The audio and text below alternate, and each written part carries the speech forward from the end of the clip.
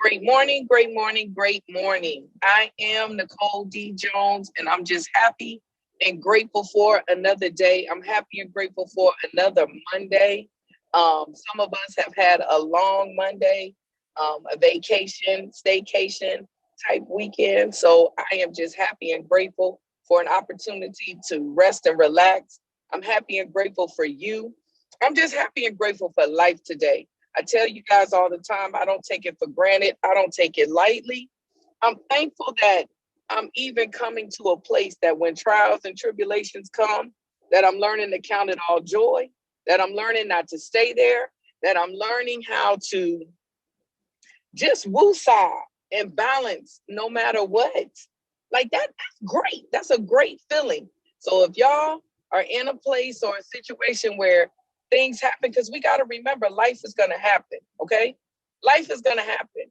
We don't know what happens in a day. It comes by surprise to us, but nothing is ever a surprise to Jehovah God. And sometimes when things start happening, we've got to learn how to sit and be quiet long enough where we believe what I just said. So let me say it again, okay? Nothing happens by chance or surprise in our day to Jehovah God. It's a chance and it's a surprise to us. So when things start looking crazy, we've got to learn how to do what we need to kind of balance back out. All right. Not what the call's about today, but I'm telling you what I'm happy and grateful for. And as I continue to go through this journey, as I continue to believe that I'm healthy, that I'm wealthy, and that I'm prosperous, I'm continuing to learn how to minimize being in those spaces, how to pick and choose my battles. So for somebody's going to need to hear that. I hope you do the same. But I'm happy and grateful. It's Meal Prep Monday. I know some of you guys, or some people may see it later, but if it's later, encourage people to go back. I know it's a holiday, but I wanted to continue to keep getting up, because just because it's Labor Day doesn't change it from being Monday. All right. So anyway, I'm happy and grateful for you.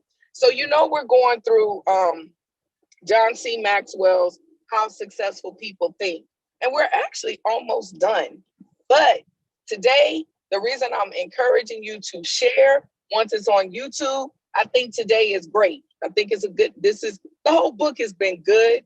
The whole book has worked to shift our perspective, but today we're going to practice unselfish thinking. All right. Practice unselfish thinking. Y'all got to remember, note takers are money makers. So I hope that you have your notes. You typing on something, because y'all don't have to look at me. Go ahead on your phone and type your notes. Okay. But so far in this book, we've discussed many kinds of thinking that can help us achieve more. All right. So each thing that we've talked about, because we're on the 10th chapter. So for 9 chapters, we've been talking about different ways to achieve and just how successful people think. Of course, more so you think of business. We've been thinking of any type of entrepreneurship, anything that we're trying to achieve. This book is helping us, all right? But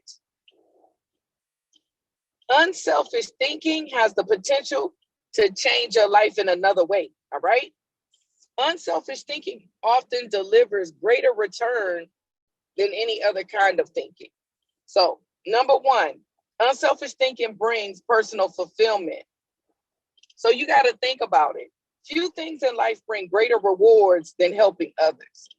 Getters generally don't get happiness. Givers get it.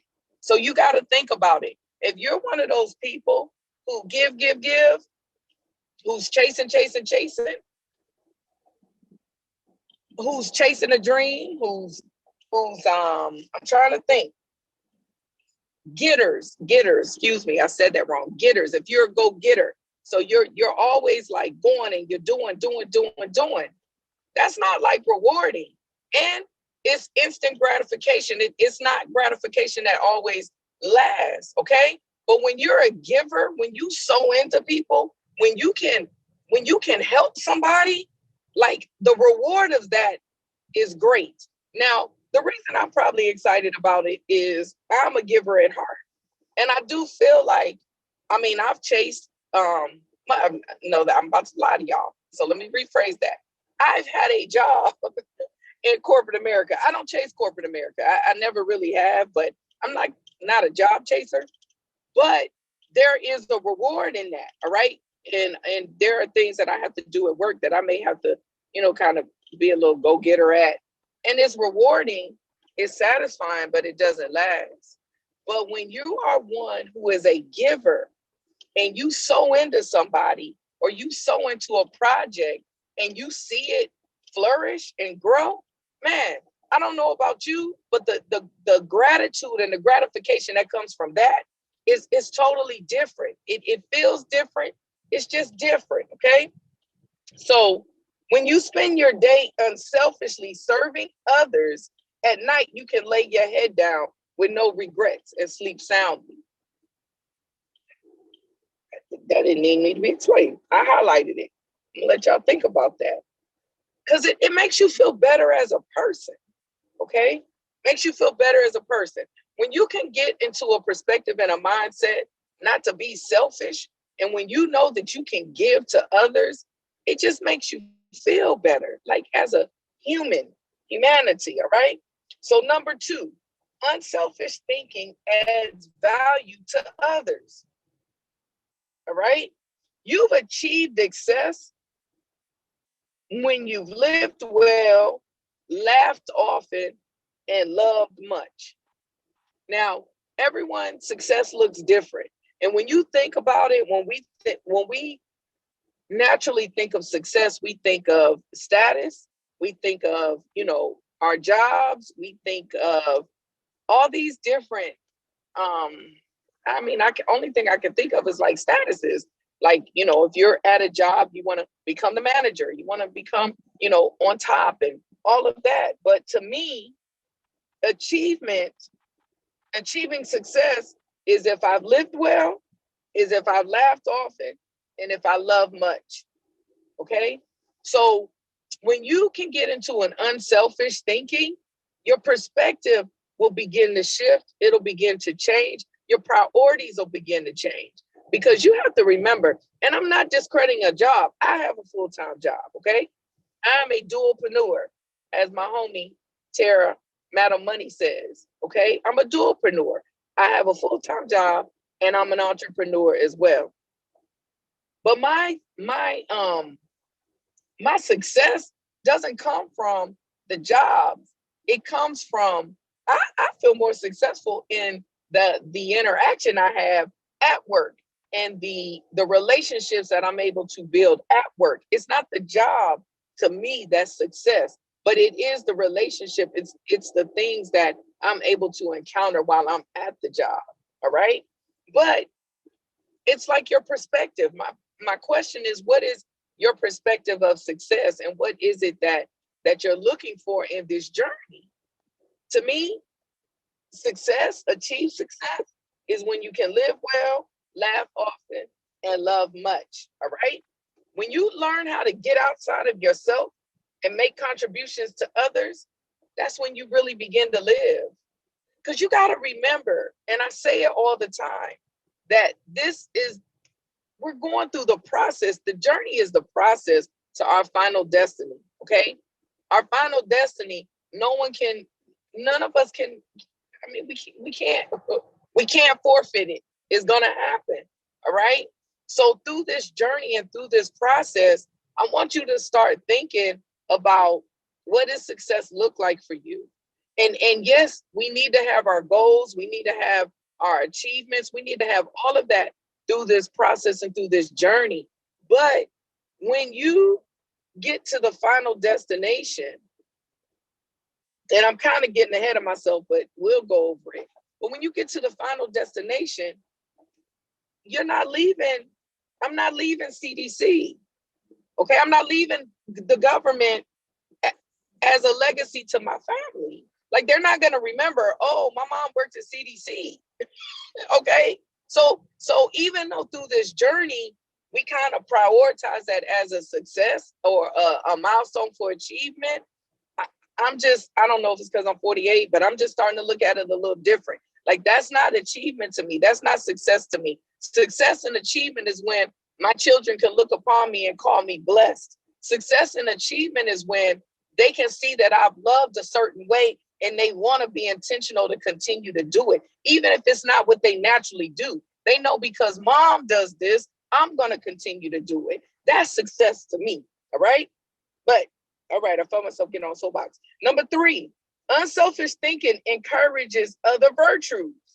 Of all the qualities a person can pursue, unselfish thinking seems to make the biggest difference towards cultivating other virtues. I think that is because the ability to give unselfishly is so difficult. It goes against the grain of human nature. Let me say that again. The ability to give unselfishly is difficult. He actually says it's so difficult because it goes against the grain of human nature. Okay? But if we can learn to think unselfishly, I'm not going to go to the book. I'm going to talk to you. Okay? This is just me. I feel like if we can learn to think unselfishly, man, we're more productive. We feel better. Like, when you can start shifting your perspective and become unselfish, the things that you do and the things you pour out, the things you sow into, man, it has more of a gratification. It brings the attributes that give you long life. It goes along with the golden rule. Do unto others as you want them to do unto you. Okay. Number 4, unselfish thinking increases the quality of life. See? All right. The spirit of generosity created by unselfish thinking gives people an appreciation of life and an understanding of its higher values. Listen, this chapter goes along with who we have been created to be so much that even if I didn't read the chapter, like, I'm telling you, like, it's so much going on in my head, because unselfish thinking is spiritual. You got to remember that in everything that we do, 90% is personal growth and self-development. 90% is really getting to a place to learning to die to ourselves. 10% is skill, all right? 10% is education. 10% is the training you do on your job. 10%. But 90% of everyone's success is personal growth and self-development. And in doing that, we have to understand that you have to take on a posture of unselfish thinking. You can't prosper and grow solo. You can't prosper and grow selfishly. You can't have a dream team if you can never break your mindset to think that it's just about you. Soapbox. I'm not getting on soapboxes. This is a good chapter for me to get on one, but because my life is happening, I'm not going to do that. All right. So unselfish thinking increases the quality of life. All right. He believes that there is no life as empty as a self-centered life. There is no life as centered as the self-empty life. That was good.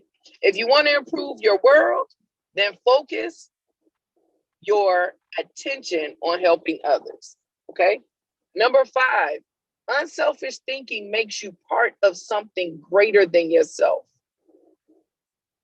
Unselfish thinking makes you a part of something greater than yourself. All right. That all comes to that whole feeling of humanity. All right. Instead of trying to be great, be part of something greater than yourself. So out of that whole section, that's all I highlighted. Okay. Because I feel like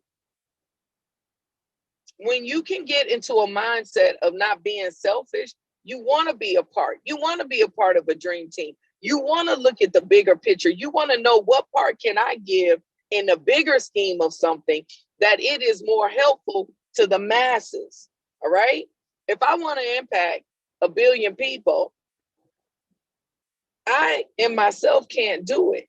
But if I can become part of a dream team, then together, we can change the masses, right? So unselfish thinking makes you want to be a part of something greater than yourself. It makes you want to collab with people. It makes you want to know who has access to you and why.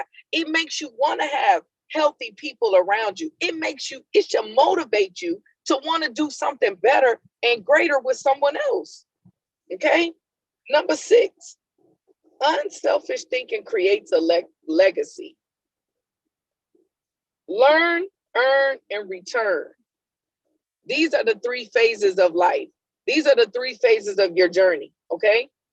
Learn, earn, return. The first third should be devoted to education. So you think about our natural journey. You know, what do we have to do for the first 18 years of our life?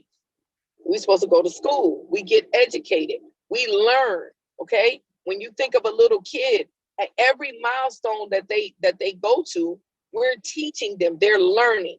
So the first part of this journey is learn, all right? The second third to building a career, to being a better you, to going through this journey and making a living. The second part is like building your career, making a living. The second part is taking those things that you learn and you're building off of that, okay? So we've learned, we've educated ourselves, we've gone to school, we've learned different things. So now the second part is it's earned. We take what we've learned and we earn from it, all right? So if you're part of the trading group, you're in the academy, you're learning. Why are you learning? Because you're setting yourself up to a position to where you can earn from what you learn. You learn the skill, you earn the money, all right? We go to school, we get the education, we get the job, we earn, all right? And then the third part is giving back to others, returning something in gratitude. So you do part 1 and part 2 ultimately to be a giver. That's just how this journey is set up. So when you look at it from a natural standpoint, like I said, you know, it's illegal not to send your kids to school. The first part is learning. You take the time to do all that, to build whatever it is that's gonna bring you in what you need. If it's gonna bring you in revenue, it's gonna allow you to sustain life, okay? To live in this world. All right. Then the third part is giving. And when you can give, you want to give with gratitude. You don't want to give grudgingly. Okay. You don't want to get. How do you feel when someone is supposed to be doing something to you and they do it with an attitude? Like you don't even want it. Okay. The third part is to give, and to give with how this whole journey of life is set up. That's the natural part. But you got to remember, everything that's done naturally is already done in the spirit. There's a whole nother level of this spiritually that we're not going to get into. All right. If you're successful, it becomes possible for you to leave an inheritance for others. But if you desire to do more to create a legacy, then you need to leave that in others. I just said we weren't going to get spiritual, and I guess we are. When you think unselfishly and invest in others, you gain the opportunity to create a legacy that will outlive you. Man, I didn't even realize I was coming up before I said what I said. So naturally, we got school, elementary, middle, high school. We have a job, and then we give back, right? Spiritually, in the spirit, you got to think about it. We say we're doing to leave a legacy, is to leave an inheritance for our children's children. That's the whole thing that we say we're doing this for, okay? So I'm gonna say it again. If you are successful, it becomes possible for you to leave an inheritance for others, okay? But if you desire to do more to create a legacy, then you need to leave that in others, all right? When you think unselfishly and invest in others, you gain the opportunity to create a legacy that will outlive you. When you leave this journey, When you leave this earth, what are people going to remember about you? That's food for thought. Okay. And I've said it before. When I leave this journey, I don't want my kids to remember if I left them a car. They don't even care about the car. Material things come and go. And to be honest with you, you give them to your kids so much, they don't appreciate it. All right. I don't want when I leave this earth for them to remember the things that I left. I want them to remember how I made them feel. And by faith, I gotta believe that any place that I've made them feel a bad way before I leave this journey, it'll be a good thing. Okay. That's why I'm intentional every day to look at me. I'm thankful for every day to right my wrongs. All right. I don't want to leave an inheritance for them. I want to leave an inheritance in them. Not only my kids, but even people around me, people who know me. Okay. If it's through the church, if it's my friends, my family, my coworkers, I want to leave something in. You can't leave something in someone if you have a selfish posture. You can leave something for them, but you can't leave it in them. Right?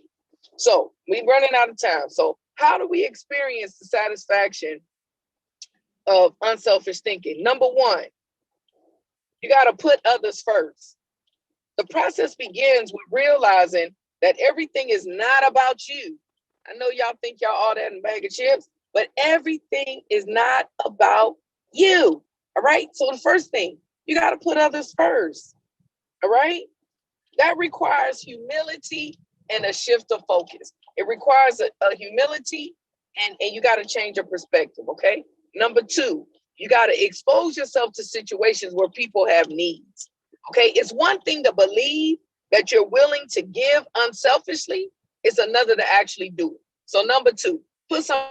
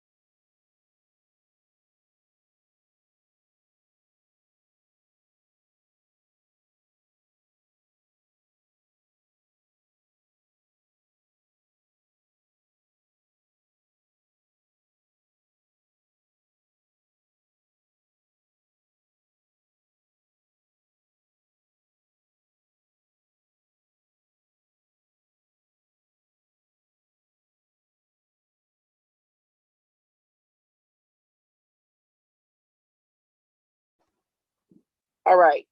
Jacinta, if you can hear me, text me because I think I hit a bad spot. But I'm going to keep going. All right. I'm going to keep going. Jacinta, let me see. Say what? Okay, I'm back. She said I'm back. Yeah, I'm driving.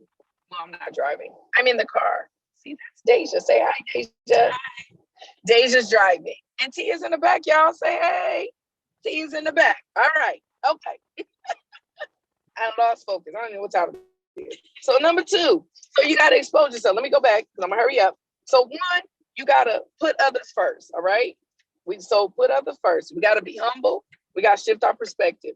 Number two, we have to expose ourselves. You got to put some action into it. All right. You got to be a giver. All right. Put yourself in a situation.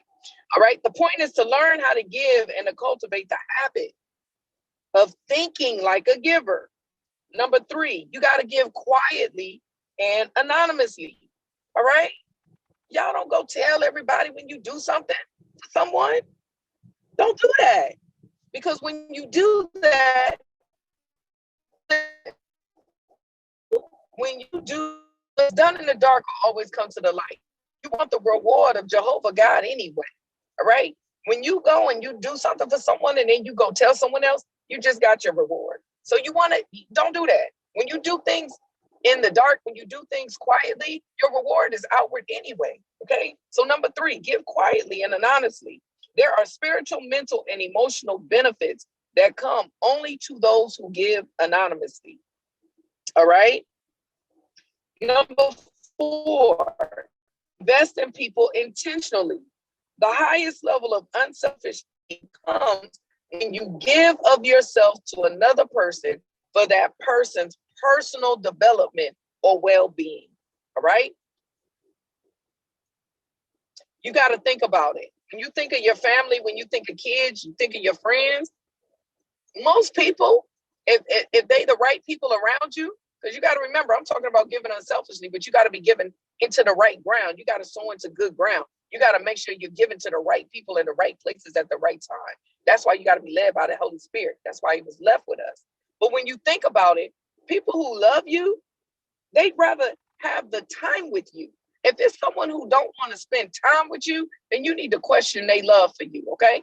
If they want from you, and your time isn't more valuable to them, you got to check your circle, right? Let me see. Number 5, continually check your motives. This is the last thing. Continually check your motives, all right? You got to remember, every morning I tell the little ones, be good to people so people can be good to you, all right? They leave the door and I tell them, be good to people so people will be good to you. And then at the end of the night, I ask them, were they good to people? When they tell me yes, I say, okay, were people good to you? And we talk about it, all right? So you got to continue to check your motive. Ask yourself, ask yourself 2 things. He says, what good am I going to do today? And then at the end of the night, he asks himself, what good have I done today? Like I said, for me, I kind of give a charge. I start my day saying I'm going to be good to people so that people will be good to me. But before I go to bed, I kind of do a check of myself in the day. Was I good to people? And if I wasn't, I got to journal it and I got to write it down and I got to figure it out. So the last thing is, always check your motive. Always check your motive. Make sure that you're in the right heart and the right posture, because you want to sow into people. You got to understand what you sow in, you're going to get back. Okay. So it's 10:31. Thank y'all in advance for anyone who has come on. I know it's a holiday for many people. So I appreciate you. I want you to remember that you're healthy, you're wealthy, and you're prosperous. I want you to remember to stay humble, to stay focused, to stay positive. Be intentional to keep your eyes on you and be intentional to right your wrongs, okay? Because life is short. No matter what, life is short. No matter how much time I have with those I love, it's never going to be long enough when it's gone, all right? So I am Nicole D. Jones. Continue to have a fantabulous and prosperous week. Smooches.